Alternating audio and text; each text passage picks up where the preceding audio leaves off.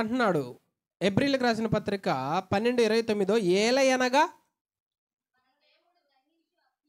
మన దేవుడు దహించు అగ్ని అయి ఉన్నాడు. హల్లెలూయా. దేవుడు ఎలాగుంటాడు అని చాలామంది అంటారు. దేవుడు ఎలా ఉంటాడు అంటే ఆయనకి కొన్ని పోలికలు ఉన్నాయి. దేవుడు ఎలా ఉంటాడు అంటే వెలుగై ఉన్నాడు అని చెప్తాడు ఒక చోట. దేవుడు ఎలా ఉన్నాడు అంటే దహించు అగ్ని అయి ఉన్నాడు అని మరొక చోట. దేవుడు ఆయా విధాలుగా తన్ను తాను ప్రత్యక్షపరుచుకున్నాడు.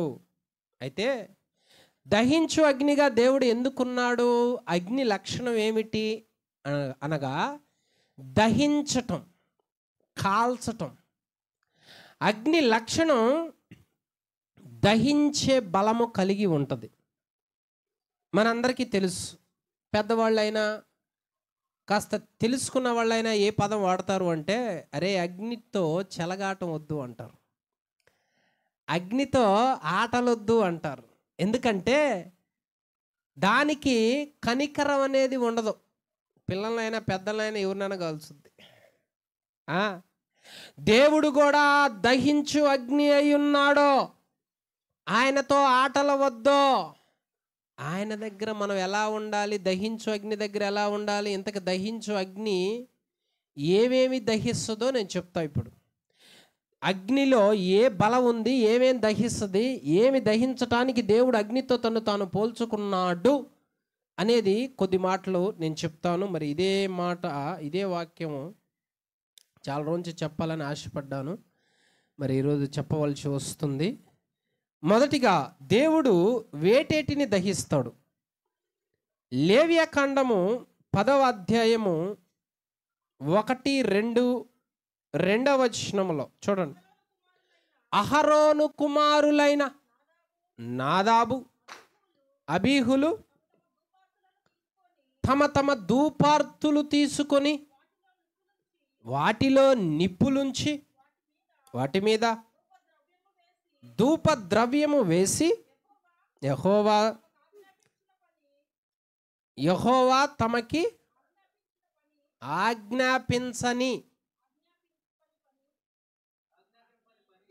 ఆజ్ఞాపింపని పని, యెహోవా తమకు ఆజ్ఞాపింపని వేరొక అగ్నిని ఆయన సన్నిధికి తేగ. అది సంగతి. అహరోను కుమారులు నాదాబు, అబీహు, ఎలియాజరు, ఈతామారు 4 కుమారులు ఉన్నారు ఆయనకి. ఈ 4 కుమారులను దేవుడు ఏం చేసినాడు అంటే యాజకత్వం అనే ఉద్యోగం ఇచ్చినాడు. తండ్రి ఏమో ప్రధాన యాజకుడు, కుమారులు ఆయన చేతి కింద ఉద్యోగస్తులు. ఈ నాదాబు, అబీహులు దేవుడు తమకు చెప్పని, ఆజ్ఞాపించని, అనుమతి ఇవ్వని వేరొక అన్యాగ్నిని తీసుకొని ఆయన సన్నిధికి వచ్చారు. ఆయన సన్నిధికి వచ్చిన తర్వాత ఏం జరిగింది? అక్కడ యెహోవా సన్నిధి నుండి అదిగో అగ్ని బయలుదేరి వారిని కాల్చివేసును. అంటే ఇప్పుడు మనకి ఏ డౌట్ రావాలి? దేవుని సన్నిధికి వచ్చిన వాళ్ళందరూ కాలిపోతారా అనే డౌట్ రావాలా? దేవుని సన్నిధికి వచ్చిన వాళ్ళందరూ మషైపోతారో అని డౌట్ రావాలా? కాదు కాదు కాదు. దేవుడు దేన్ని కాల్చాడు, ఎవరిని కాల్చాడు, ఎక్కడ కాల్చాడు, ఇది ఆత్మీయంగా మనం అర్థం చేసుకోవాలి. అమ్మా, 2 వ్యక్తులు ఉన్నారు. ఆ 2 వ్యక్తులు దేవుని సన్నిధికి ఎలా వచ్చారు అంటే దేవుడు ఆజ్ఞాపించని వేరొక అన్యాగ్నిని తీసుకొని వచ్చారు ఆయన సన్నిధికి. ధూపం వేస్తూ ఉంటే దేవుని సన్నిధిలో నుండి అగ్ని బయలుదేరి వారిని కాల్చినదంట. ఎందుకు కాల్చినది? ఏం కాల్చినది అంటే 10వ అధ్యాయము 8-9 వచనాల్లో, మరియు యెహోవా అహరోనుతో ఇట్లా నేను మీరు ప్రత్యక్షపు గుడారములోనికి వచ్చినప్పుడు అదుగో మీరు చావకుండునట్లు నీవును నీ కుమారులను ద్రాక్షరసమునే గాని మద్యమునే గాని, అది సంగతి, ద్రాక్ష రసమునే కానీ మద్యమునే కానీ దేవుని సన్నిధికి వచ్చినప్పుడు త్రాగకూడదు అంటే వీళ్ళు ఏం చేసి వచ్చారు అక్కడికి? వీళ్ళు ఎలాగొచ్చారు అక్కడికి? ఏం పుచ్చుకొని వచ్చారు అక్కడికి? మత్తులై వచ్చారు అక్కడికి. అది మత్తు అంటే దేవుని సన్నిధిలో దేవుడు దహించు అగ్ని అయ్యున్న ఆయన మొదట దేన్ని దహిస్తున్నాడు, కాలుస్తున్నాడు అనగా మత్తుని కాలుస్తాడు. ఇక ఆలోచించు, మానవుని జీవితంలో ఎన్ని రకాల మత్తులు ఉన్నాయి? పెద్దలు ఒక మాట మాట్లాడుతూ ఉంటారు, అరే ఆ మైకంలో ఉన్నళ్ళేరా, ఆ మత్తులో ఉన్నళ్ళేరా. ఎందుకు ఈ మాట మాట్లాడతారు? పాపాన్ని మత్తుతో పోలుస్తూ ఉన్నారు. మనిషి జీవితంలో తిండనే మత్తుంది, మనిషి జీవితంలో నిద్రనే మత్తుంది, మనిషి జీవితంలో సోమరి అనే మత్తుంది, మనిషి జీవితంలో చాలా రకాలైన మత్తు ఉన్నవి. దేవుని సన్నిధికి వచ్చినప్పుడు దహించేది మత్తు.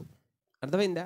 ఇప్పుడు లేఖనము మనతో ఏం మాట్లాడుతూ ఉన్నది? మన జీవితంలో మత్తు అనేది పని చేయకూడదు. కొంతమందికి ప్రార్థన చేస్తున్నప్పుడు, ప్రార్థనకు వచ్చినప్పుడు నిద్ర వస్తుంది. ఇది ఒక మత్తు. ఎందుకు ప్రార్థనలో నిద్ర వస్తుంది? ప్రార్థనకు వచ్చినప్పుడు నిద్ర వస్తుంది, బైబిల్ చదువుతున్నప్పుడు నిద్ర వస్తుంది అంటే సాతాను గాడు మనలను సత్యం వైపు వెళ్లకుండా ఆటంకపరచడానికి మత్తు. కొందరు డబ్బనే మత్తులో మునిగిపోతారు, మైకంలో మునిగిపోతారు. వాళ్ళు ఏం చేస్తుందో కూడా పట్టించుకోరు, ఆ డబ్బే కావాలి, అంత మత్తులైపోతారు. కాబట్టి దేవుని సన్నిధికి వచ్చిన ఆ వ్యక్తి ఎలాంటి మత్తుతో ఉన్నా దేవుడంట అది దహించేవాడిగా ఉన్నాడు. హల్లెలూయా. కొంతమంది లోకస్తులు మందిరానికి వస్తారు, ఇంకా రక్షించబడరు. ఇప్పుడు వాళ్ళలో ఎన్ని రకాల మత్తులు ఉండాలా? చాలా రకాల మత్తులు ఉండాలా. ఆ మత్తు వదిలిందిరా వాడికి అంటారు, ఆ మైకం వదిలిందిరా, మత్తు వదిలిందిరా అంటారు. అంటే నరుడు చేయకూడని పనులు చేయటం అదొక మత్తు. ఇంకా తల్లిదండ్రులు చెప్పినా, పిల్లలు చెప్పినా, భార్య చెప్పినా, కుటుంబం పోతున్నా ఎన్నరు. ఈ మత్తు అనేది ఎక్కడ వదులుతుంది, ఎక్కడ దహించబడుతూ ఉంది అంటే దేవుని సన్నిధికి వచ్చినప్పుడు ఆయన కాల్చేవాడిగా ఉన్నాడు. ఇంకెక్కడా బాధ ఈ మత్తు, ఇంకెక్కడా ఇది దహించబడదు. కనుక మానవుని జీవితం ఎలాగుండాలని దేవుడు కోరుకుంటున్నాడు. మితిమీరిన తిండి తింటే మత్తే వస్తుంది. మరి ఎప్పుడు నిద్రపోవాలి నిద్రపోవాలి, మితిమీరిన తిండి తింటే మత్తే వస్తుంది, సోమరితనం పెరిగిపోద్ది, నిద్ర ఎక్కువ వస్తుంది, ఇక ఏ పని శ్రద్ధగా చేయలేము. దేవుడు ఇది కాదు మన జీవితంలో కోరుకుంటుంది. 1 పేతురు 5:8 ఏమంటున్నాడు చూడండి, నిబ్బరమైన బుద్ధి గలవారై. అది సంగతి నాయనా. ఈ గంట సేపు వ్యర్థమైన ముచ్చట్లో నేను పెట్టుకున్నందువలన నా టైం వేస్ట్ అయిపోయింది అని అర్థం. నేను మత్తుడైపోయా, ఇంకా దానివల్ల నాకు ఉపయోగం ఏంటి చెప్పండి? మీకైనా టయాన్ని వృధా చేసుకోకూడదు. నిద్ర మత్తుడేమో టైం పట్టించుకోడు, ఏదన్నా నేర్చుకోవాలి సాధించాలని పట్టించుకోడు. ఎప్పుడు మత్తుగున్న వ్యక్తి ఏమీ తెలియక ఉన్నట్లు ఉంటాడు. అలా కాదు, లేఖనం అంటున్నది నిబ్బరమైన బుద్ధి కలిగి మెళకువగా ఉండండి. మెళకువ నరుడు జీవితంలో మెళకువ అంటే ఎటొచ్చి మత్తు నాకు అంటుద్ది, ఎటొచ్చి ఒక మైకం నాకు అంటుద్ది, ఎటొచ్చితే నా శరీరం నేను పాడైపోతాను అన్న మెళకువ మనిషికి ఎప్పుడూ ఉండాలి. అది లేకపోతే ఆ వ్యక్తిని ఏమంటారో తెలుసా? మత్తుడు అంటారు. మత్తుకున్న వ్యక్తిని కొట్టిన అర్థం కాదు, మత్తుకున్న వ్యక్తిని తిట్టిన అర్థం కాదు, మత్తుకున్న వ్యక్తి ఎక్కడైనా పడిపోతాడు. నేను పలానా చోట పడిపోయాను అనే కూడా ఎరగటం. అందుకే దేవుడు అంటున్నాడు, ఈ మత్తుతో నువ్వు ఉన్నవా, బాధపడకు, నా సన్నిధికి నువ్వు వస్తే, నీ బిడ్డలు వస్తే, నీ కుమారులు వస్తే, నీ కుటుంబం వస్తే నేను ఆ మత్తుని దహించి వేసేవాడిగా ఉన్నాను అంటాడు. హల్లెలూయా. అర్థమైందమ్మా? నాటికలు చూసేటప్పుడు ఎప్పుడైనా నిద్ర వస్తుందా? చెప్పాలి. నాటిక చూసేటప్పుడు నిద్ర వస్తుంది అంటే పొరపాటున రాదు. అంటే ఉపయోగకరమైన వాటి దగ్గర ఏమో మెళకువ లేదు, ఉపయోగం లేని వాటి దగ్గర మాత్రం మెళకువ ఉంది. నీవి గనక మెళకువగా ఉండవలసిన సందర్భాల్లో మత్తుడిగా ఉంటే పోయేది మన భవిష్యత్తే. మత్తుగా నువ్వు ఉండొద్దు, నీ పని మెళకువగా చేయి, వచ్చే లావాదేవీలు ఎంత ఉన్నాయో కనుక్కో, అంతేగాని అజ్ఞానంగా మనం ఉండకూడదు. హల్లెలూయా. మొదటిగా దేవుని సన్నిధికి వస్తే ఏమి దహిస్తాడు? మనలో ఉన్న మత్తు దహిస్తే, అది పోతే మనకి ఎట్లుంటుందంటే, అమ్మో ఇన్ని సంవత్సరాలైంది, ఇంత కాలమైంది, నా పిల్లల భవిష్యత్తు ఏంది, నేనేంటి, మరి ఏం సాధించాను, ఏం కూడబెట్టాను, వాళ్ళ చదువులేంది, వాళ్ళ ఆహారం ఏంది, నేను ఎంతవరకు నేర్చుకున్నాను, ఈ వ్యర్థమైంది, దానివల్ల నాకు ఉపయోగం ఏమిటన్నా మెళుకువ కలిగి ఉంటాడో. లేకపోతే మన దగ్గర నుంచి ఏం పోయేదో అర్థం కాదు. మత్తుగా ఉన్నాయని చూడండి, మొత్తాన్ని పిలిపించి పోపిస్తాడు మందు. వీళ్ళకి పోపిస్తే నాకు ఉపయోగం ఏందని కూడా అనుకోడు, మత్తు అన్నమాట అది. ఆ మత్తులో కాదు మనం ఉండాల్సిందే. మెళకువ, దేవుని రాకడ సమీపంగా ఉన్నదే, రాజకీయంలో మార్పులు ఏర్పడతా ఉన్నాయి, యుద్ధ మేఘాలు కమ్ముకుంటా ఉన్నాయి, భూకంపములు వస్తూ ఉన్నాయి, రకరకాల తెగుళ్ళు అంటే రోగాలు బయటపడతా ఉన్నాయి, మంచి ప్రవర్తన మారిపోయినది. ఇవన్నీ సమీపిస్తున్నప్పుడు నేను ద్వారము దగ్గరనే ఉన్నానని తెలుసుకోండి అన్నాడు దేవుడు. మెలకు కలిగినోడు ఏం చేస్తాడు అంటే, అమ్మో ఇవన్నీ జరుగుతున్నాయంటే యేసయ్య రాకడ దగ్గరగా ఉన్నది అని. మరి నేనేం చేయాలి? ఇంకన్నీ వదిలిపెట్టుకుని నీళ్ళలో మునగాలి అంటే బాప్తిస్మం తీసుకోవాలి. మెలకు కలిగినోడు చేసే కార్యం అది. అది ఎక్కడొస్తుంది? నువ్వు బయట ఉంటే రాదు, దేవుని సన్నిధికి వస్తే ఆ మత్తుని దహించినప్పుడు నీకు మెళకువ వస్తుంది. అందుకని టైం వేస్ట్ చేసుకోవద్దమ్మా. నేను వీళ్ళకి చదువుకునే వాళ్ళు కూడా ఎక్కువ చెప్పేది యవనస్తులకి, మేధావులు, శాస్త్రవేత్తలు, తెలివి కలిగిన వాళ్ళు ఏం చేస్తారంటే టయాన్ని నిమిషం కూడా బానిచ్చుకోరు. ఆ నిమిషం టైం కూడా ఏదో ఒకటి చేయాలన్న తపన కలిగి ఉంటారు. వాళ్ళే మేధావులు, వాళ్ళే తెలివి కల్లోళ్ళు, వాళ్ళే జీనియస్, వాళ్ళే స్కాలర్స్. అంటే వాళ్ళకి ఎక్కువ జ్ఞానం. ఎందుకంటే వాళ్ళు టయాన్ని వృధా చేసుకోరు. నువ్వే గనక టయాన్ని వృధా చేసుకోకుండా ప్రార్థనలో, వాక్యంలో, నీ పనిలో ఉండు. అమ్మా ఎన్ని వస్తువులు కనిపెట్టారు తెలుసా? చెప్పే వీళ్ళకి. ఈరోజు మనం వాడుతున్న ట్రాక్టర్ అయినా, ట్రైన్ అయినా, సెల్ అయినా ఎవరు కనిపెట్టారు అనుకున్నాం? బైబుల్ చదివిన మేధావులు కనిపెట్టారు, శాస్త్రవేత్తలు. వాళ్ళకి అంత జ్ఞానాన్ని ఇచ్చాడు దేవుడు. వాళ్ళకి ఎందుకు ఆ జ్ఞానాన్ని ఇచ్చాడు అంటే, వాళ్ళు ఎందుకు టాపర్లు అయ్యారు అంటే, ఒక వస్తువు వాళ్ళ ద్వారా దేవుడు ఎందుకు కనిపెట్టించాడు అంటే, వాళ్ళ టయాన్ని వృధా చేసుకోవటానికి వాళ్ళు ఇష్టపడలేదో. అందుకనే వాళ్ళు ఒక ఆశీర్వాదకరంగా ఈ ప్రపంచానికి ఒక వెలుగుగా అనేకులను సంతోషపెట్టే వాళ్ళలాగా ఉన్నారు. కనుక నీ టైం జాగ్రత్త మొదటిగా. అర్థమైందా? రెండవది, దేవుని సన్నిధికి వస్తే దేవుడు ఏం దహిస్తాడు? సంఖ్యాకాండము 16వ అధ్యాయం 35వ వచనం. సంఖ్యాకాండము 16వ అధ్యాయము 35. మరియు యెహోవా యొద్ద నుండి అగ్ని బయలుదేరి ధూపార్పణము తెచ్చిన ఆ 250 మందిని కాల్చివేసను. చాలు. ఎవరిని కాల్చిందంట? ధూపార్తులను. బాగా చూసుకో. దేవుని సన్నిధికి వచ్చినందువల్ల నాకేం ఉపయోగం పాస్టర్ గారు అంటే, ఎలాంటి ఉపయోగాలు ఉన్నాయో చూడు మా. మొదట ఉపయోగం ఏంటంటే మత్తు. కొంతమంది చూడు చేసి చేసి చేసి ఇంకా దానిలోనే ఉంటారు, ఆ కొరతలోనే ఉంటారు లైఫ్ లాంగ్. మెళకువ కలిగిన వాడు పైకి వస్తాడు. రెండవదిగా దేవుని సన్నిధిలో 250 మందిని దేవుని అగ్ని దహించినదంట. మరి వీళ్ళేం చేస్తే దేవుడు దహించినాడో? 16వ అధ్యాయము 1-2. లేవీకి ముని మనమడు. గబగబ చదవాల.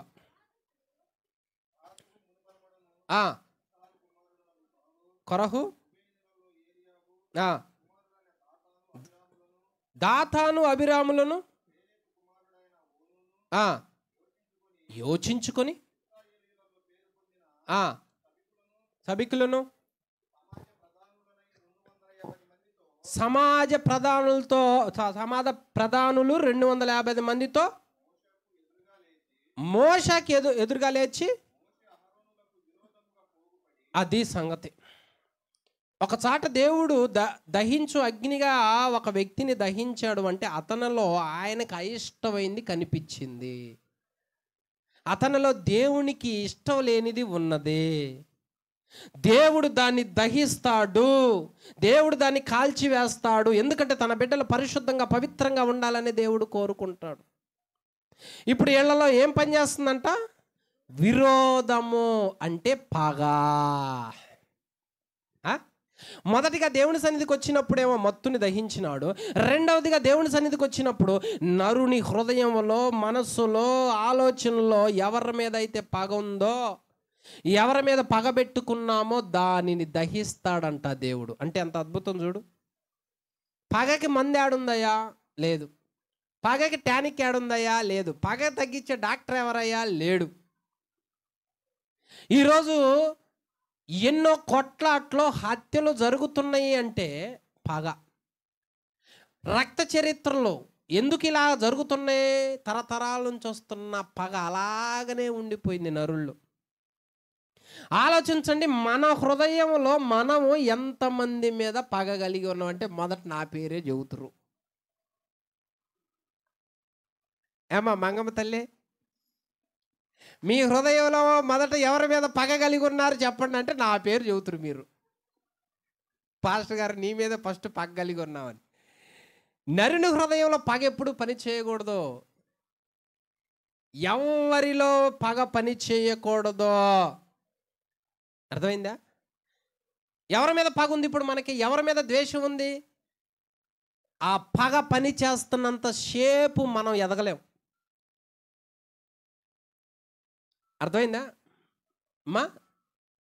మన హృదయంలో ఎవరి మీద పగ ఉంది, ఈ పగ ఒక వ్యక్తిలో పని చేస్తున్నంత సేపు ఆ వ్యక్తి నరహంతకుడే. ఎవరిలో పగ పని చేయవద్దు, పగ పెట్టుకోవద్దు. నీ హృదయంలో నీ సహోదరుని మీద పగ పెట్టుకోవద్దు, ఇరుగు పొరుగు వాళ్ళ మీద పగ పెట్టుకోవద్దు, పాత కక్షలని పగ పెట్టుకోవద్దు, ఇతరుల గొడవలని పగ పెట్టుకోవద్దు. ఇదిగో ఇలా అన్నాడు అలా అన్నాడు దూషించాడని పగ పెట్టుకోవద్దు. పగ ప్రతీకారాన్ని కోరుతుంది, పగ నష్టాన్ని కోరుతుంది, పగ కీడును కోరుతుంది, పగ ప్రమాదాన్ని కోరుతుంది, పగ హత్యను కోరుద్దే. ఎంత ఘోరాలు జరుగుతున్నాయి మరి ఈ రోజులు అంటే పగ పగ పగ. దేవుడు మనకు అది నేర్పల. దేవుడు మనకి ఏమి నేర్పాడు? ప్రేమను నేర్పాడు. దేవుడు మనకి ఏమి నేర్పాడు? సహనం నేర్పాడు. కానీ నరుడు అన్నదమ్ముల మధ్య కూడా పగలో, కుటుంబంలో పగలో, ఇలా పగల పెంచుకుంటూ పోబట్టే కొట్లాట్లు గొడవలు పెరిగిపోయాయి. డబ్బుల దగ్గర పగలు. కాబట్టి ఇది లేఖనం ఏమంటా ఉన్నది? కీర్తనలు 10వ అధ్యాయం 14వ వచనం. కీర్తనల గ్రంథం 10వ అధ్యాయం 14వ వచనంలో ఏం చూస్తున్నాడు దేవుడు?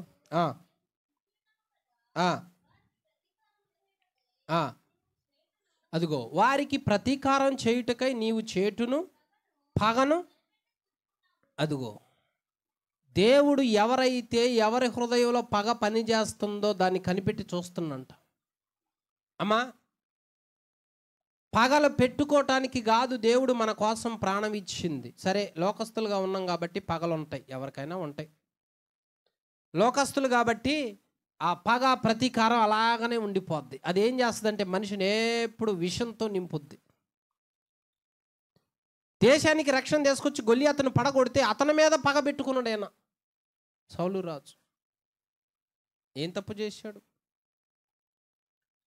మానవుని జీవితము పగలతో కూడుకున్నదే. అనేక నష్టాలకి కారణం ఏంటంటే ప్రేమ లేకపోవటం. అందుకనే నిన్ను వల్ల నీ పొరుగువాడిని ప్రేమించన్నది దేవుడు.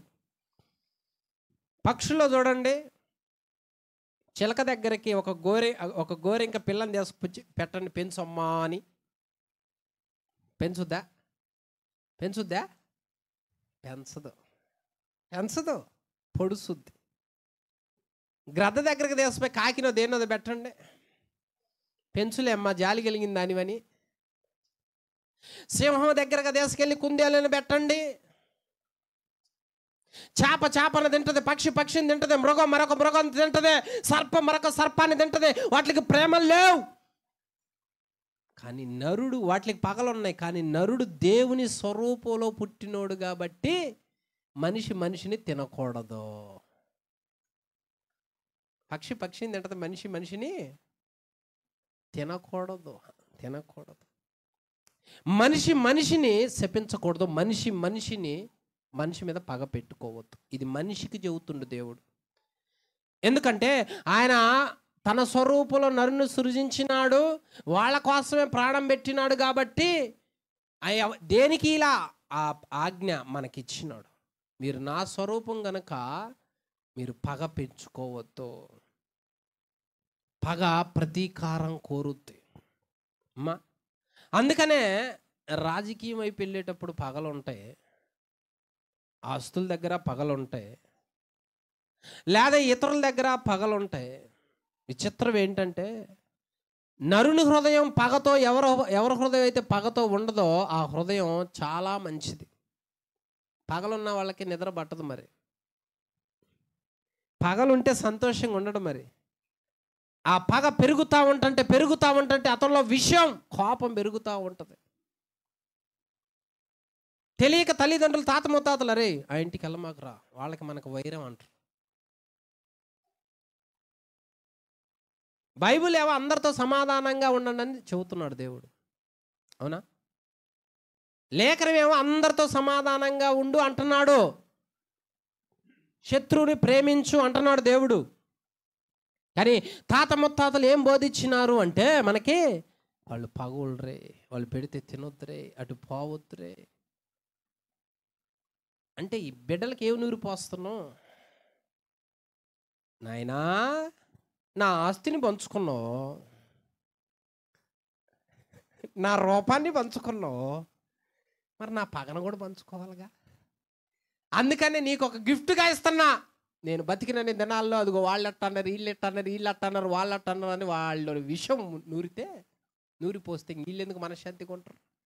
అరే ఇడు మా అమ్మ మా నాన్న అట్ట అన్నారు రా, ఇడు వాళ్ళని చూసినప్పుడల్లా అదే గుర్తు వస్తుంది. దేవుడు అంటున్నాడు, నీ శత్రువుని ప్రేమించు. ఎందుకు శత్రువుని ప్రేమించన అన్నాడు అంటే పగ లోకస్తులకు ఉంటుంది, కానీ నా బిడ్డలకు ఉండకూడదు. నువ్వన్నా చల్లార్చయ్యా, నువ్వన్నా పగను తీసివేసుకోయా, నువ్వన్నా ప్రేమతో ఈ ప్రపంచాన్ని వెలిగించయ్యా అని దేవుడు మన కోసం ప్రాణం ఇచ్చి ఈ మాటలు చెప్తున్నాడు. పగ పెట్టుకోవాలనుకుంటే అందరికన్నా ముందు ఆయన మన మీద పెట్టుకోవాలా, ఎక్కువ పగనే. దేవుడు నమ్మిన బిడ్డలు ఎట్లా పెడితే అట్లా ఉండటానికి దేవుడు అంగీకరించడమ్మా. తెలియక దేవుణ్ణి నమ్మనప్పుడే తెలియక పగలు పెంచుకుంటాం. దేవుణ్ణి నమ్మిన తర్వాత మొదట మత్తులు దహిస్తుడు, రెండవది దేవుని సన్నిధికి వస్తే ఎవరి మీద పగ ఉందో ఆ పగ కాస్త దేవుడు ఏం చేస్తాడంటే దహించి వేస్తాడు. హల్లెలూయా. అప్పుడు ఆ వ్యక్తికి ఏమనిపించిందంటే, అమ్మా పగోడులా కనపడ్డావు, నీ పగవాడు ఆకలి కొంటే అన్నం పెట్టు, నీ పగవాడు దప్పికైతే దాహం ఇవ్వు. అలా చేయుట ద్వారా నిప్పులు అతని తల మీద పోసినోడు అవుతావు అంటున్నాడు. చూడండి అక్కడ సామెతల గ్రంథం. నీ పగవాడు, సామెతల గ్రంథము 26వ అధ్యాయము 21 చదవండి. నీ పగవాడు ఆకలి కొని నీ ఎడల, పగోడికి భోజనం ఎట్ట పెడతాం మనం? ఏంది నాయన ఇది? పగోడికి భోజనం ఎట్ట పెట్టాలి? పగోడిని దూషిస్తాం, తిడతాం, కొడతాం, ఏదో ఒకటి చేపిస్తాం. అయితే పగోడికి భోజనం ఎట్ట పెట్టాలి? అలా చేయటం ద్వారా ఏం వస్తుందో చెబుతున్నాడు ఆడ. నీ పగవాడు ఆకలి గుంటే భోజనం పెట్టు, దప్పికొని నీ ఎడల, లేడు చేయకుండా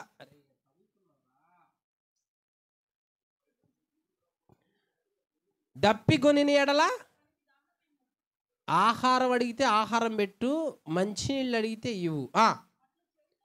అలాగెనక నీవు చేస్తే వాని తల మీద నిప్పులను కొప్పగా పోయేదు. అంటే వాడు నాశనం కావటానికి కాదు, ప్రేమనే నిప్పు ద్వారా వాళ్ళలో ఉన్న పగను ఆర్పుతున్నావు అని అర్థం. అర్థమైందా? అప్పుడు ఏం చేస్తారు యెహోవా? ఆహా, చూసావా, అంటే పగోళ్ళని ప్రేమిస్తే కూడా, పగోళ్ళకి మేలు చేస్తే కూడా మనకు ప్రతిఫలం వస్తుందంట. బైబిల్ గ్రంథంలో ఒక పాస్టర్ గారిని పట్టుకొని అన్నాడు, రాజు నా పగవాడా అన్నాడు. పగోడంట, మా పాస్టర్ పగోడంట. ఎవరన్నారు? అహాబు రాజు ఏలి అని అంటాడు, నా పగవాడా. ఎందుకు పగోడు? నేను పగోడినా మీకు? నేనేం చేశా మిమ్మల్ని చెప్పండి? ప్రార్థన పెట్టడమే తప్ప, 10:30కి రాడిని అంటమే తప్ప, దేవుడిచ్చిన అధికారాన్ని బట్టి గద్దించటం తప్ప, పాస్టర్ గారు పగవాడా లేకపోతే ఇతర పగవాళ్ళ వద్దు. ఆ పగలనేది చల్లార్చే ప్రయత్నం నిష్ఠుతరమైన చేయాలని ప్రయత్నం చేస్తే అందుకు దేవుడు ప్రతిఫలం ఇస్తాడంట.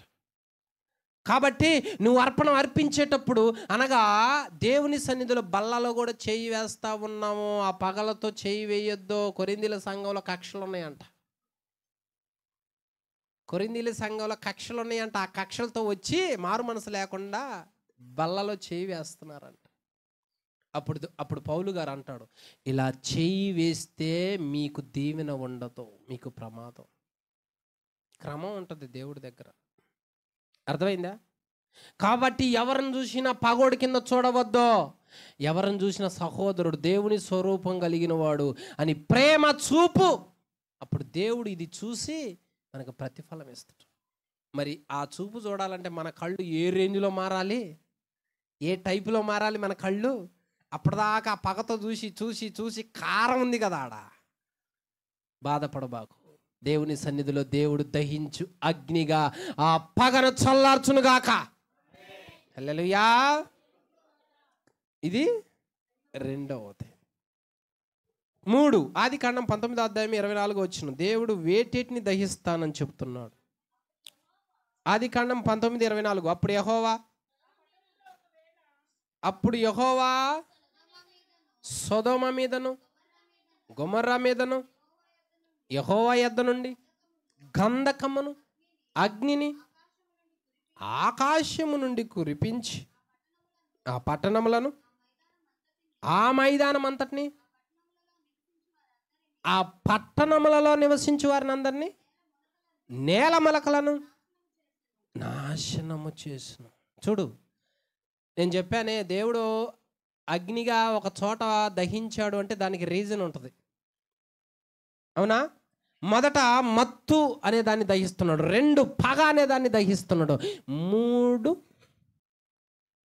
మూడవదిగా దేన్ని దహిస్తున్నాడు? సొదొమ గొమొర్రాలను దహిస్తా ఉన్నాడు.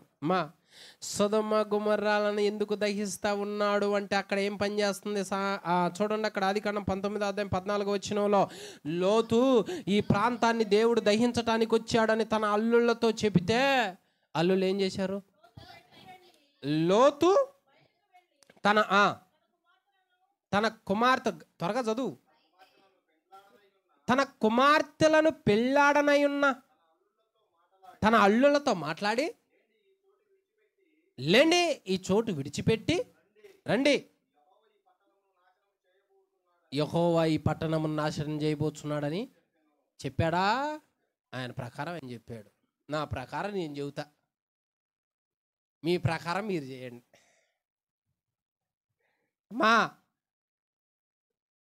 అర్థమైందా? అల్లుళ్ళకి ఏం చెబుతున్నాడు అనుకున్నావు? నాయనా, మీరు చూస్తున్న ఈ పట్టణం ఇంకాసేపటికి ఉండదయ్యా, నా మాట వినండాయా, ఇది దేవుని మాట అయ్యా, దేవుడు చెప్పాడయ్యా, జనాల మాటలు వినొద్దయ్యా అని ప్రేమతో చెబితే అల్లుళ్ళు విని విని విని అన్నారంట. వాక్యం మొత్తం విని మరలా పాత పని చేయకూడదు, పాత మనసు పని చేయకూడదు. వినాల్సింది మొత్తం విని మరలా పాతది పని చేయకూడదు. నీతో దేవుడు మాట్లాడుతున్నది ఎందుకు అంటే రాబో ప్రమాదం, ఉగ్రత నీకు ముందుగానే చెబుతున్నాడు. ఎందుకు వస్తుంది వాళ్ళ మీదకి ప్రమాద ఉగ్రత? ఎందుకు దహించినాడు దాన్నే అంటే, లోతు చెప్పిన తర్వాత వాళ్ళు ఏం చేశారు? అయితే అతడు తన అల్లుళ్ళ దృష్టికి ఎగతాళి చేయువాని వలె, అంటే ఈ పట్టణం మంచి అపహాస్య వీరులు అన్నమాట, ఆట పట్టించేవాళ్ళు అన్నమాట. ఆ, ఈ పట్టణంలో ఉన్న వాళ్ళు నవ్వులాట్లు ఎక్కువ చేసేవాళ్ళు అనమాట వీళ్ళు. దేవుడు నీ ప్రేమ కోరి, నీ మంచి కోరి, నువ్వు ఉన్న చోటు మంచిది కాదు, క్షేమం కాదు, దీనికి అంతం రాబోతుంది, నా మాట విని ఇక్కడ నుంచి లేచిరా, దీన్ని వదిలిపెట్టు, ఈ బంధాలను వదిలిపెట్టు, ఈ స్నేహాలను వదిలిపెట్టు, ఈ చెడును వదిలిపెట్టు, అది కనపడదు, కాసేపట్లో దేవుని ఉగ్రత దాని మీదకి రాబోతుంది, నా మాట వినని దేవుడు మనతో మాట్లాడిస్తున్నప్పుడు మాటలను మనం అంగీకరించక, ఏంద్రా ఎప్పుడు చూసిన భక్తి అంటాడో, ఎప్పుడు చూసిన బాప్తిజం అంటాడో, ప్రార్థన అంటాడో, వాక్యం అంటాడో, సంకల బైబిల్ తీసుకొని పెట్టుకొని పోతాడు, ఎంజాయ్కి రాడు, సరదాగా ఉండరు, లోకం చూడు ఎలా ఎంజాయ్ చేస్తూ ఉన్నదో, ఎలా సంతోషంగా ఉన్నారో అని అపహాస్యం మనలో పని చేస్తున్నప్పుడు ఆ అపహాస్యాన్ని దహించటానికి దేవుని అగ్ని దిగుతుంది. హల్లెలూయా. అమ్మా, ఈ రోజుల్లో చాలా మందిలో నవ్వులాట పనిచేస్తుంది, అంటే ఎగతాళి. ఎంతమందిని ఎగతాళి చేస్తాం, ఆట పట్టిస్తాం. చాలా మందిని చేస్తాం, మనం ఎగతాళి చేస్తాం. పలానోళ్ళని చూసినప్పుడు అరే నవ్వుతూ ఉంటాం. కొంతమంది నడకలు ఒక విధంగా ఉంటాయి, మరి కొందరు అవతారం మరి ఒక విధంగా ఉంటుంది. అందరు అవతారం ఒక విధంగా ఉండదు కదా. కొంతమంది పళ్ళెత్తుళ్ళు ఉంటారు. మరి పళ్ళెత్తుళ్ళు చూసినప్పుడు ఇక మనం పక్క పక్క పక్క పక్క పక్క నవ్వుతూ ఉంటాం, పళ్ళు చూడు ఎట్టున్నాయి అని. పాపం ఆమె గనక తాను గనక రూపురేఖలు ఏర్పరచుకునే సిస్టమ్ గనక ఉన్నట్టయితే అట్టుంటుందా? ఉంటుందా? ఉండదు. ఎవరుండరు, ఆమె కదా, ఎవరుండరు. దేవుడు సృష్టిని మనం ఎగతాళి చేస్తే మనలో ఎవరు బయలుదేరారంటే అపహాసకుడు బయలుదేరాడు. అపహాస్యం చేయటం ఎవరి ఇష్టం? దుష్టుడు ఇష్టం. కొంతమందికి ఏ పని ఉండదు, ఎప్పుడు ఎగతాళి చేస్తూ ఉంటారు జనాల్ని. అందులో PhD చేసిన వాళ్ళు మా వాళ్ళు ఎలాంటి వాళ్ళు అంటే ఎవరినైనా వంక పెట్టగలరు, ఎవరినైనా ఆట పట్టించగలరు, ఎవరినైనా ఏదో ఒక వంక పెట్టగలరు. వాళ్ళ వాళ్ళ వాళ్ళ పిల్లలకి మ్యారేజ్ చేయడానికి కనుక మా సంబంధాలకు పోతే వచ్చిన తర్వాత మాట్లాడుకుంటారు ఆ అమ్మాయిని. ఆ అమ్మాయి ఇంటి చచ్చిపోయిద్దేమో అనిపించింది నాకు. ఏంటి నరుడు ఎందుకు రకరకాల వాళ్ళని సృష్టించాడు? అందరిని ఎర్రగానే ఎందుకు సృష్టించాలా, నల్లగా ఎందుకు, సామసాయిగా ఎందుకు అంటే ఆ మనసు కలిగిన వాళ్ళు కూడా ఉన్నారు అని అర్థం. వాళ్ళని కూడా నేను ప్రేమిస్తున్నాను అని అర్థం. నువ్వు కూడా ప్రేమ కలిగి ఉంటావు వాళ్ళ మీద అని అర్థం. కానీ మనకన్నా కాస్తంత తక్కువ వాళ్ళు, గుడిసెలో ఉన్నవాళ్ళు, చినిగిన వస్త్రములు వేసుకున్న వాళ్ళు, పేదరికం కలిగిన వాళ్ళు, కాస్తంత శుభ్రం లేని వాళ్ళు, వాళ్ళని చూస్తే చిన్న చూపు, అపహాస్యం, హేళనో, అవమానపరచటమో చేయకూడదు. ఈ స్వభావం ఎక్కువగా పనిచేస్తుంది ఈ రోజుల్లో. కాస్తంత వృద్ధులు ఉన్నారు, నడవలేక కర్ర పట్టుకుంటా ఉంటారు. భలే ఆట పట్టించేవాడిని నేను, ముస్తఫా అనుకుంటా. తప్పు. పెద్దలను గౌరవించమని దేవుడు చెబుతా ఉన్నాడు. పెద్దలను నువ్వేం చేయాలి? గౌరవించు. ఎగతాళి చేయకూడదు, వాళ్ళని హేళన చేయకూడదు, వాళ్ళని అవమానపరచకూడదు, వాళ్ళని గౌరవించటం నేర్చుకోవాలి. దేవుడు ఈ అపహాస్య బుద్ధిని మనకు నేర్పలా. వంక పెట్టదలుచుకుంటే మనలో కూడా ఎన్నో వంక పెడతాం, ఎన్నో అపహాస్యం మనలో కూడా ఉంటాయి. ఎందుకంటే ఎవరిని వాళ్ళు తిరిగి చూసుకుంటే ఎగతాళి కారణమైన మన దగ్గర కూడా ఉంటాయి. మనం అన్ని చోట్ల కరెక్ట్గా మాట్లాడం. కుటుంబం కూడా అన్ని చోట్ల కరెక్ట్గా ఉంటుందంటే ఉండదు. కాబట్టి దేవుని సన్నిధికి వస్తే ఇదివరకు పెద్ద చిన్న అనే గౌరవం లేకుండా, విలువ లేకుండా ఆట పట్టించావే. ఇదివరకు కాస్తంత తక్కువ వాళ్ళు కనపడ్డా, కాస్తంత సౌందర్యం లేని వాళ్ళు కనపడ్డా, వాళ్ళని ఆట పట్టించి ఎగతాళి చేశావే. ఆ తత్వం అనేది ఇక నుంచి నీలో చావాలే. హల్లెలూయా. అంటే భక్తి ఎంత క్రమం నేర్పిద్దో చూడు. దేవుని సన్నిధికి రావటం వల్ల ఎన్ని ఉపయోగాలు ఉన్నాయంటే చాలా ఉన్నాయి. మరి కుక్క పండుకుంటుంది పాపం, నిద్రొచ్చి. వీడేం చేస్తాడంటే తట్ట తీసుకుపోయి దాని మీద పెడతాడు. నవ్వు, అది ఫ్రాంక్. దానికి వ్యూవర్స్ ఎంతమంది వస్తారంటే మిలియన్లో వస్తారు. దేవుడు అంటా ఉన్నాడు, లేఖనం బాగా చదువుకున్న తర్వాత, దయగలిగిన వాడంట తన పశువులను ప్రేమగా చూసుకుంటాడంట. గుర్తుందా? గాడిదను 3 సార్లు ఎందుకు కొట్టిను అన్నాడు దేవుడు. విన్నారా? ఈ 3 సార్లు గాడిదని ఎందుకు కొట్టిను అన్నాడు. అంటే పశువులను హింసించినా ఒప్పుకోడు దేవుడు. పశువులను ఎగతాళి చేసిన, హేళన చేసిన, చిన్న చూపు దేవుడు ఒప్పుకోడా? ఎందుకు ఇచ్చాడు దాన్ని నీకు? మరి బిలాము గాడిదే, వానరు ఆయనే.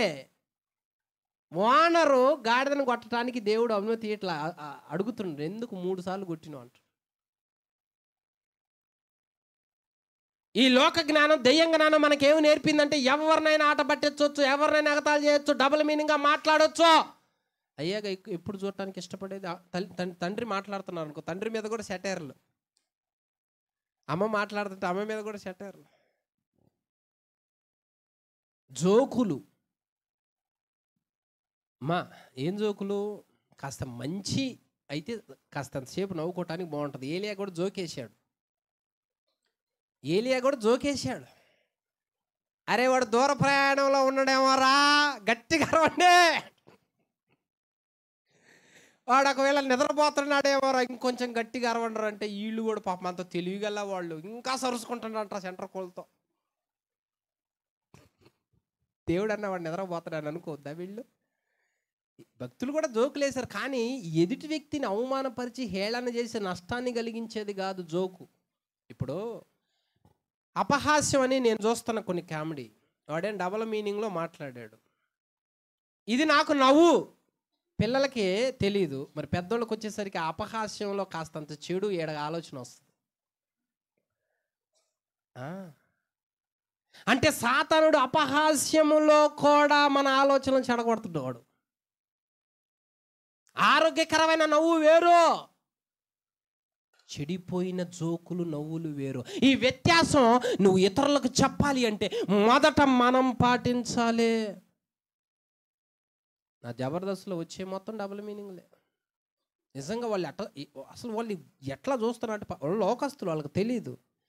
దేవుడు అంటున్నాడు మనకి, మీరు లోకమునకు వెలుగై ఉన్నారు, లోకాన్ని వెలిగించే వాళ్ళు మీరు అపహాస్యంగా ఎట్లా పడితే అట్లా మాట్లాడటం కాదు. ఈ సొదొమ గొమొర్రా పిల్లలకు భయం లేదు, పెద్దలకు భయం లేదు, అలా అపహాస్యం ఎగతాళి చేస్తారంట. అర్థమైందా అమ్మా? తండ్రిని ఎలా పిలిచాడు? నా తండ్రి అన్నాడు. ఎవరో? ఇస్సాకు. తండ్రి కుమారుని ఏమని పిలిచినాడు? ఏమినా కుమారుడు. ఏ ముద్దు పిలుపులయ్యి, ఎంత గౌరవాన్ని పిలుపు. దేవుడు బిడ్డలకి ఎలా ఉంటుంది అంటే ఒక క్రమం ఉంటుంది. వాళ్ళు ఎట్లా పడితే ఈకలేకలుగా పకపకలుగా ఎక్కడ పడితే అక్కడ నవ్వరు, ఎక్కడ పడితే అక్కడ డైలాగులకి మాట్లాడరు. నువ్వు నవ్వుతున్నావు అంటే దానికి ఒక కాస్తంత రీజన్ ఉండాలి. కుళ్ళు జోకులు, పనికి మాలిన జోకులు, వ్యర్థమైన జోకులు వేసుకుంటే మనం నవ్వుతున్నాం అనుకో, లేఖనం ఏమంటా ఉన్నది అంటే సొదొమ గొమొర్రా వాళ్ళ టైప్ నువ్వు కూడా. భక్తిపరుడు అపహాస్యాన్ని గద్దిస్తాడో, ప్రేమ అమర్యాదగా నడుచుకోదు. గుర్తుంది, ప్రేమ అమర్యాదగా నడిస్తే ఒప్పుకోదు. ప్రేమకి క్రమం ఉంటుంది. దేవుని సన్నిధికి వస్తే ఈ సొదొమ గొమొర్రా వాళ్ళని దేవుడు అగ్ని గంధకములతో కాల్చి వేశాడు. అంటే అపహాస్యము నీలో నశించాలని కాల్చాడు. ఒకడు పెదవులు మూసుకుని ఉంటే మేధావంట, ఊరకుండక మాట్లాడేవాడిని వదరబోతుంటుంది లేఖనం.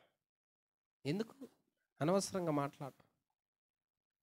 ఆరోగ్యకరంగా 4 మాటలు మాట్లాడు, నలుగురిని సంతోషపెట్టాడు. ఇప్పుడు దుఃఖంలో ఉన్నాడు ఒక వ్యక్తి, పోయి కాసేపు సంతోషం నవ్వించు, అది వేరు. వ్యర్థంగా మన నోరు ఉచ్చరించి అపహాస్యం చేసి ఆ ఫ్రెండ్ మీదో లేదా పక్క వాళ్ళ మీద ఎవరో ఒకళ్ళ మీద వంక పెట్టుకుని అట్ట తిప్పుకుంటా మాట్లాడుతూ వచ్చామనుకో, అపహాస్యము దేవునికి నచ్చదు. ఎగతాళి హేళన దేవునికి నచ్చదు. అందుకని కొన్ని విందులు ఎట్లా ఉంటాయో చూడు, దేవుడు ఏమంటా ఉన్నాడో. ప్రసంగి 10:19, ప్రసంగి 10:19 బాగా వినాలి ఇప్పుడు మీరు. కొన్ని విందులు ఎలా ఉంటాయి బాగా వినండి. నవ్వులాటలు పుట్టించుటకై, అమ్మా విన్నరా? నవ్వులాటలు పుట్టించుటకై వారు విందు చేయుదురు ద్రాక్షరసపానము. ఇప్పుడు చూడు, నవ్వులాటలు పుట్టించడానికి ఎన్ని చేస్తున్నారో.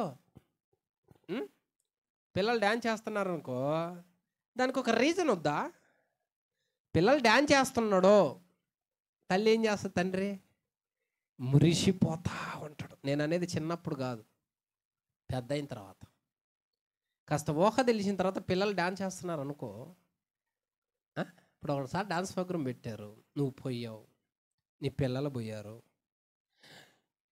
ఏ ఆటది? ఏ ఆటది?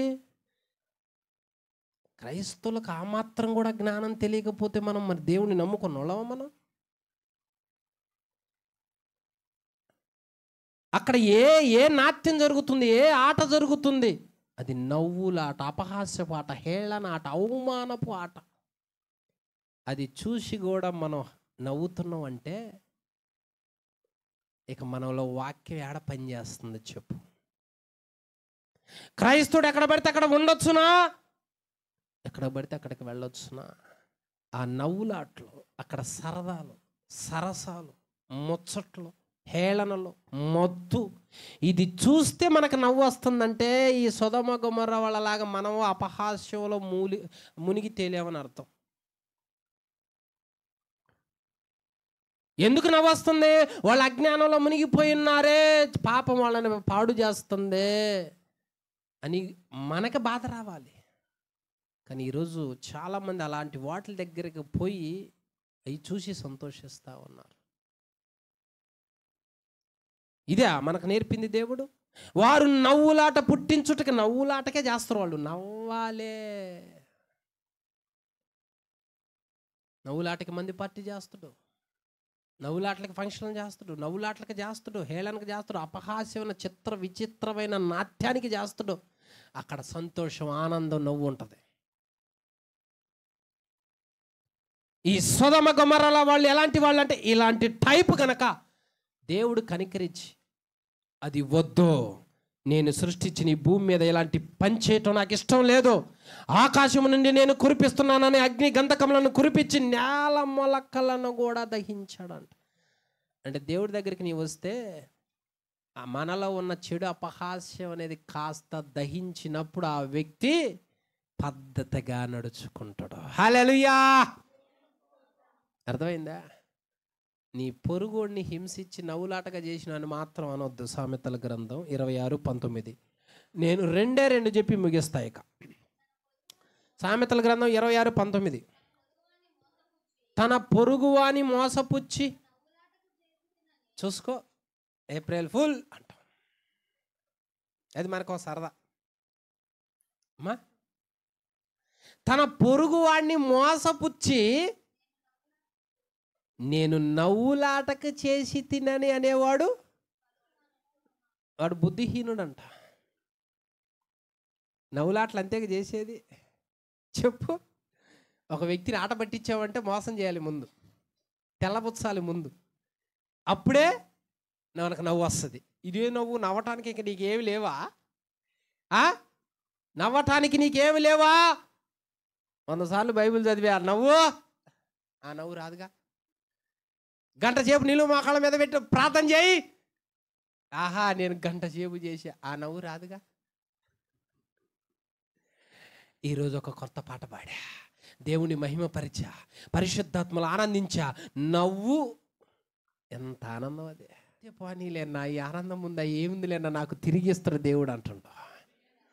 దేవుని సన్నిధిలో వచ్చే ఆనందమో సంతోషమో నీకెక్కువ కావాలి, అది కోరుకో.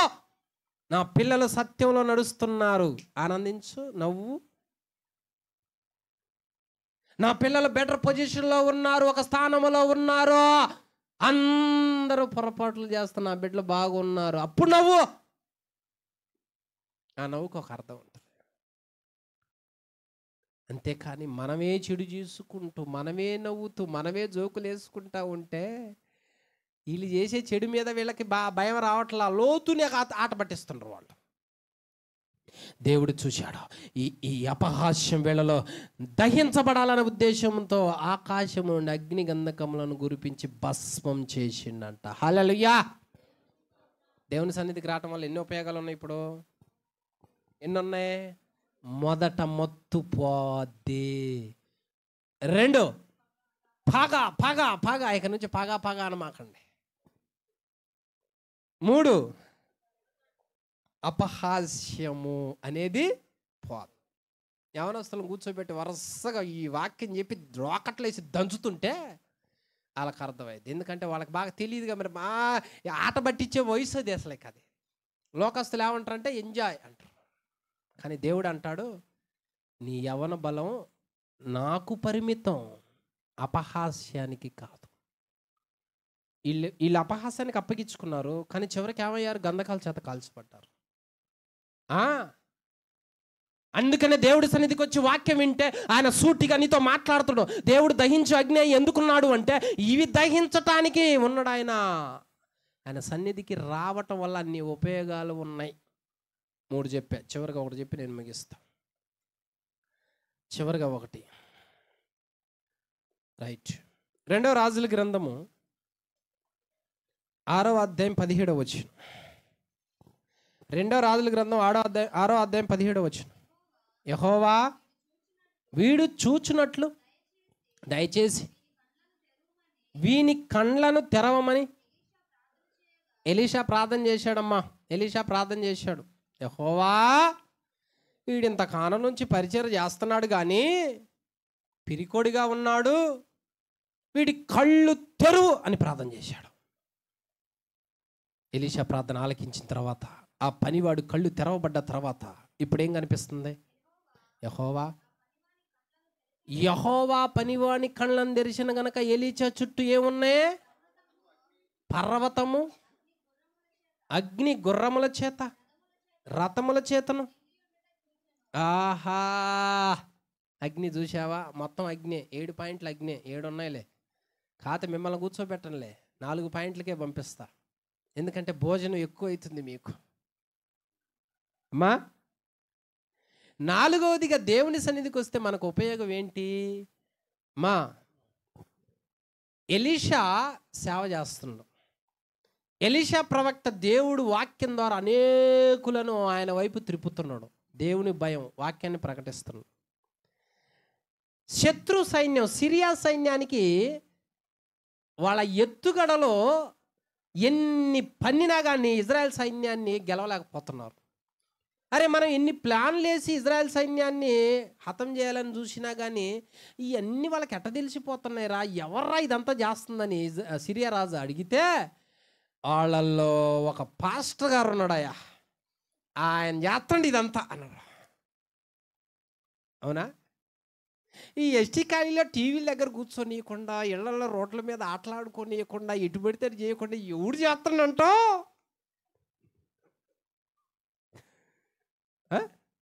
ఆ కర్ణాటక పోయిండు, ఆడే ఉన్నా బాగుండేది. మళ్ళీ వస్తుంది. మళ్ళీ ఎప్పుడు పోతావా? మళ్ళీ ఎప్పుడు పోతావా అని అడుగుతుండే. కష్టపడాలి, ప్రయాణం చేసి వస్తే కోదాడు వెళ్ళి ఏంది అప్పుడే వచ్చిను అనరాయ. ఇంక నేనేం తిరిగి పోతుంటుంది. ఇంకా అమ్మ వద్దులే మళ్ళీ పోతానని. అమ్మా మామ మంగమ్మ తల్లి, కష్టపడాలి, కోదాడు నుంచి వస్తే ఏంది అప్పుడే వచ్చిను అని అడుగుతుంది. ఇంక నేను మళ్ళీ పోతున్నాలే, నేను పోతున్నా ఇక. హల్లెలూయా. ఎలీషా ప్రవక్త శత్రు యొక్క ఆటలో సాగనీట్లా. ఇది సిరియా రాజుకు తెలిసి ఎలీషాని బంధించి తీసుకొని రమ్మని పంపించినాడు ఆ రోజుల్లో సైన్యాన్ని. చూడండి అక్కడ 2వ రాజుల గ్రంథము 6:13-14. మేము మనుషులను పంపి అతను తెప్పించినట్లు నువ్వు వెళ్ళి అతను నుండి చోటు చూసావా? ఎలీషా ఎక్కడున్నాడు? దోతానులో ఉండేసరికే ఎలీషా ఉన్న పట్టణం చుట్టుముట్టారంట. సైనికులు కత్తులు తీసుకొని ఎలీషాని బంధించి రాజుగారి దగ్గరికి తీసుకుపోవటానికి, ఈడ్చుకొని వెళ్ళటానికి, ఇక నుంచి సేవ జరగకూడదు, ఇక నుంచి ప్రవచనాలు చెప్పకూడదు, ఇక నుంచి ఎవరిని దేవుని వైపు త్రిప్పకూడదు అనే పగతో ఎలీషాని బంధించటానికి వచ్చి మొత్తం చుట్టూ రౌండప్ చేశారు. ఇప్పుడు నువ్వు కూడా అనుకో, రోగం నిన్ను బంధించింది అని భయపడొద్దు. మా ఎలీషాని వాళ్ళు బంధించామనుకుంటున్నారు అక్కడ, ఎలీషా మా చేతికి చిక్కాడు అనుకుంటున్నారు అక్కడ, ఇక అయిపోయింది అనుకుంటున్నారు అక్కడ. సాతానుగాడు కూడా మనల్ని ఏమనుకుంటాడంటే, ఈ రోగం నీకు వచ్చిందిగా, నువ్వు బందీ అంటాడు. సాతానుగాడు మనల్ని ఏమంటాడు అంటే, ఇదిగో నీవు ఈ అప్పుల్లో కూరుకుపోయి అల్లాడిపోతున్నావు, నువ్వు బందీ, నిన్ను బంధించాను అంటాడు. సాతానుగాడు నీ భర్త మారట్లేదుగా, నీ పిల్లలు మారట్లేదుగా, నీ కుటుంబం బందీలయ్యారులే అని అపహాస్యం చేస్తాడు. నువ్వు అనుకోవద్దు నేను బందీనయ్యానులే అని. వాడు అనుకుంటాడట, ఇంతకాలం ప్రార్థన చేస్తున్నా, నా ప్రార్థనకు ప్రతిఫలం లేదులే అని నువ్వు అనుకోవచ్చు. నువ్వు బందీగా లేవు, నిన్ను బందీగా దేవుడు ఉంచడో. దుష్టుడు అనుకుంటాడు అట్లా, నా సరౌండింగ్లో నేను చుట్టుముట్టా, ఇక తప్పించుకోడు అని, ఇక నుంచి ఈ పరిచర్య జరగదు అనే. అలా సాతానుడు బంధించటానికి చూస్తాడు. నిన్ను 4-5 వారాల మందిరానికి నేను రాకుండా చేశాగా, పరిచర్య రాకుండా చేశాగా, నిన్ను బంధించాలి అని వాడు మురిసిపోతాడు. నువ్వు భయపడొద్దు, పిరికి వ్యక్తిగా ఉండొద్దు. ఎలీషా చుట్టూ వాళ్ళు ఉన్నారు, పనివాడు భయపడుతున్నాడు. నా జీవితం ఇలా అయిపోయిందే, నా బ్రతికి ఇలా అయిపోయిందే, నేను బందీ అయిపోయి ఎవరు లేని విధంగా ఉన్నాను. ఈ పరిస్థితుల్లో నేను ఎలా గట్టెక్కాలి, ఎలా నన్ను నేను రక్షించుకోవాలి, నా కుటుంబాన్ని ఎలా పోషించుకోవాలి, నేను బందీని అయిపోయానని భయపడవద్దు. నీ చుట్టూ ఎంతమంది కమ్ముకున్నా, ఇన్ని పరిస్థితులు నిన్ను బంధించాయి, ఇక నువ్వు అయిపోతావని బెదిరిస్తున్నా, నువ్వు భయపడొద్దు. ఎలీషాని ఆ విధంగా అనుకుంటున్నారు ఆ రోజుల్లో. పనివాడు కూడా భయపడుతున్నాడు ఆ రోజుల్లో. గురువుగారు తెల్లారికి హల్లెలూయా లేదు, ఇక గుర్తుపెట్టుకో. భక్తుల ఇంటికి పోవటం లేదు, టీ కాఫీ ఇయటం కూడా లేదు, గుర్తుపెట్టుకో. ఇదే మనకు లాస్ట్ చికెన్ పలావ్, గుర్తుపెట్టుకో అంటున్నాడు. ఇక రేపు సేవ లేదు, రేపు ప్రవచనం లేదు. నువ్వు కూడా అనుకోవచ్చు, ఇక అయిపోయింది, కన్ను మోస్తానని. నువ్వు అనుకుంటున్నావా? నీకు జాబుని ఇయటం చేత కాదు, నువ్వు లేకపోతే నేను అలాగనే ఉంచుతాడు అనుకున్నావు నీ జీవితాన్ని. నిన్ను బంధకాల్లో ఉంచటానికి కాదు దేవుడు పిలుస్తుంది. ఇలా దుష్టుడు అనుకుంటాడు. కానీ నువ్వేం చేయాలో తెలుసా? పక్కన ఉన్న వ్యక్తిని కూడా ఎలీషాని అధైర్యపరుస్తున్నాడు, గురువు గారు అని. నిన్నెవరు అధైర్యపరిచినా నువ్వు అధైర్యపరవద్దు. ఎందుకో తెలుసా? జీవం కలిగిన దేవుడు ఎలీషా చుట్టూ అగ్నిగా ఉన్నాడు అంటుంది అక్కడ లేఖనం. ఎలీషా చుట్టూ అగ్ని ప్రాకారంగా దహించు అగ్నిగా ఉన్నాడు అక్కడ. నిన్ను రోగం నీ ప్రాణాన్ని తీయలేదు, పరిస్థితులు నిన్ను ఏమీ చేయలేవు. అప్పుడు ఎలీషా ప్రార్థన చేస్తుంది, యెహోవా. నిజంగా చేయగలవా ఆ పరిస్థితుల్లో? చేయగలవా? చేయలేం. అప్లోడ్ వచ్చిండి ఇంటి ఎదురు తిడుతుండో, ఇంక రామ్మ ప్రార్థన చేయాలంటే ఇక ఆ సూపికి నేనేం చేయాలంటే భస్సం అయిపోవాలన్నమాట. అమ్మా చెప్పు. ఎలీషా ఎప్పుడు ప్రార్థన చేస్తుండో తెలుసా? మరి ఈయనకి ఎంత భయం కూడా లేదేంది? ఈయన మాత్రం మనిషి కాదా? ఈయన కూడా మనిషేగా. మరి పక్కనోడు భయపడుతున్నాడు, ఆయన పక్షాన ఎవరు లేరు, అందరూ సరౌండింగ్ చేశాడు, ప్రాణం తీయడానికి నిమిషం పట్టదు. మరి ఏంటి సింపుల్గా ఏమంటున్నాడు తెలుసా? యెహోవా. ఎంత సింపుల్గా చేస్తుండో చూడు ప్రార్థన. వీడు చూచున్నట్లు వీడి కళ్ళను తెరువో అన్నాడంట. బా, యెహోవా అంట ఆ కళ్ళను అట్లా తెరిచినప్పుడు ఎలీషా చుట్టూ ఎవరున్నారో వాడు చూస్తున్నాడు. నీ చుట్టూ ఎవరు ఉంటే నువ్వు కాపాడబడుతున్నావో తెలుసుకో. నీ చుట్టూ ఎవరు ఉంటే నీ ప్రాణాన్ని వాడు ముట్టలేకపోతున్నాడో తెలుసుకో. నీ చుట్టూ ఎవరు ఉంటే ఎన్ని బంధకాలున్నా నిన్నేం చేయలేకపోతున్నాయో తెలుసుకో. తేలిగ్గా దేవుడు నిన్ను వదిలిపెట్టాడని అనుకుంటావా? మర్చిపోయాడు అనుకుంటావా? ఇంకాసేపటికి మీరు అందరూ పోతారు, నేను ఒక్కడనే ఉంటా. ఏంది ప్రభు ఇప్పుడు దాకా కలకల్లాడిపోయారుగా ప్రభు, ఏంది ఒంటరిని అయిపోయాగా, తలుపుల శబ్దాలేక ఇంకా నాకు వినపడేది. దేవుడు అంటాడు, వాళ్ళందరూ పోతే నేను నీతో లేనా అంటాడు. హల్లెలూయా. తల్లి, తండ్రి, స్నేహితుడు, వైద్యుడు ఆయన ఉంటే అందరు ఉన్నట్టే. ఎలీషా ఆయన చూస్తున్నాడు కానీ జనాలను చూడట్లా. నువ్వు కూడా వాళ్ళని చూసి భయపడద్దు. పరిస్థితులు తారుమారు చేయగలడు ఆయన.